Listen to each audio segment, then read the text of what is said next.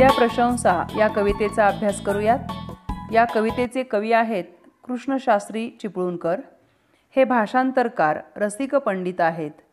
मराठी व्याकरणावरील निबंध व ग्रंथ परीक्षणे त्यांच्या चिकित्सक बुद्धीचे दर्शन घडवतात। पद्य रत्नावलीत त्यांनी मेघदूताचा रसाळ अनुवाद केला आहे। कवितेचा परिचय पाहूयात। प्रस्तुत कवितेत विद्येची थोरवी सांगितली आहे।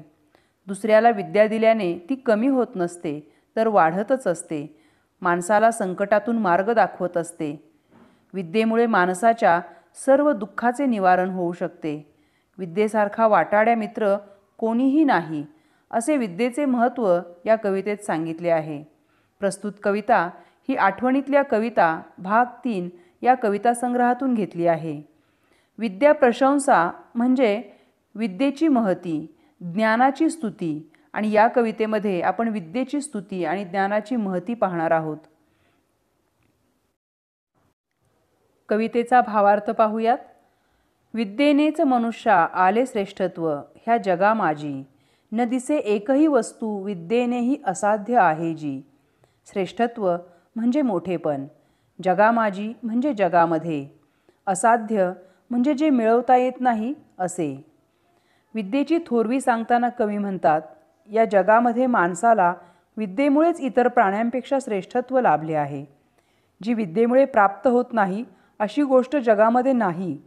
विद्येमुळे मनुष्याला कोणतीही गोष्ट सहज मिळू शकते। देऊनी किंवा भोगुनी उणे न होता सदैव वाढत असे, ऐसे एकच विद्याधन अद्भुत गुण न हा दुजात वसे। भोगुनी म्हणजे आस्वाद घेणे, उणे म्हणजे कमी होणे, सदैव म्हणजे नेहमी, दुजात म्हणजे दुसऱ्या गोष्टीत, वसे म्हणजे राहणे, अद्भुत म्हणजे विलक्षण अजब। ज्ञान किंवा विद्या अशी गोष्ट आहे की जी दुसऱ्याला दिल्याने किंवा स्वतः उपभोगल्यामुळे कधीही वजा होत नाही, उलट ती सतत वाढतच राहते। विद्या ही अक्षय आहे, कधीही न संपणारी आहे। अशी ही एकच विद्यासंपत्ती आहे।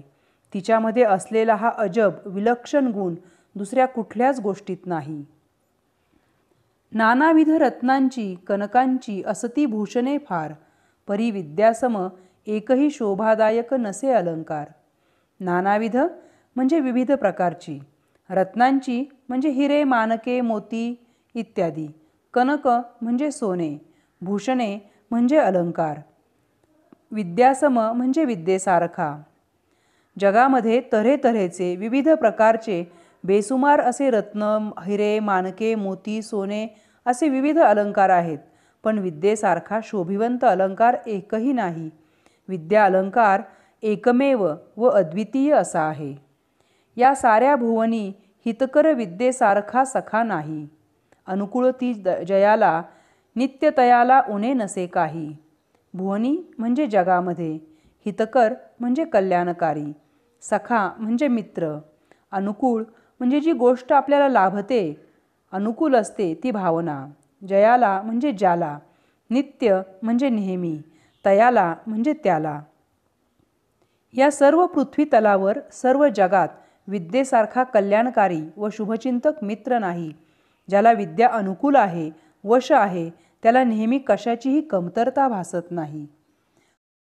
गुरुपरी उपदेश करी, संकट समयी उपायही सुचवी, चिंतित फळ देऊन या कल्पतरुपरी मनोरथा पुरवी।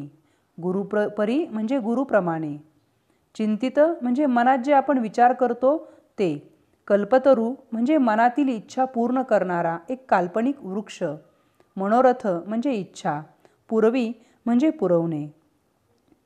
विद्या ही गुरुप्रमाणे उपदेश करते, संकटात मार्ग दाखवते, संकट कसे निवारण करायचे याचे उपाय सुचवते।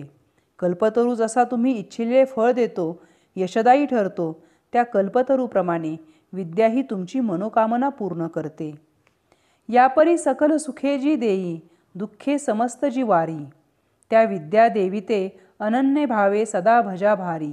यापरी म्हणजे याप्रमाणे, सकल म्हणजे सर्व, समस्त म्हणजे सगळे, वारी म्हणजे निवारण करते, विद्या देविते म्हणजे विद्यादेवी, अनन्य भावे म्हणजे अगदी मनापासून, भजा म्हणजे पूजा करणे, भारी म्हणजे खूप, अशा प्रकारे सर्व सुखे देणारी व सर्व दुःखे हरण करणारी ही विद्या देवता आहे.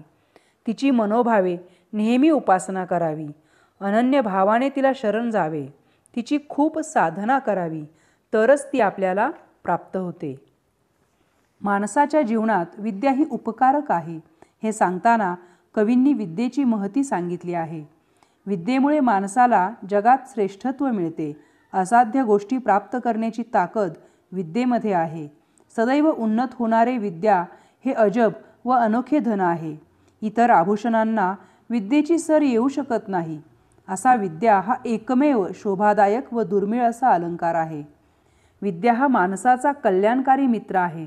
ज्याला विद्या लाभते त्याला आयुष्यात कशाचीही कमतरता उरत नाही. विद्या गुरुप्रमाणे उपदेश करते. संकटाच्या वेळी उपाय सुचवते. माणसाची मनोकामना पूर्ण करणारी ती जणू कल्पतरूच आहे. विद्या सर्व दुःखे निवारण करून माणसाला अक्षय सुखी ठेवते. अशा प्रकारे नराचा नारायण करण्याची शक्ती विद्यादेवीमध्ये आहे.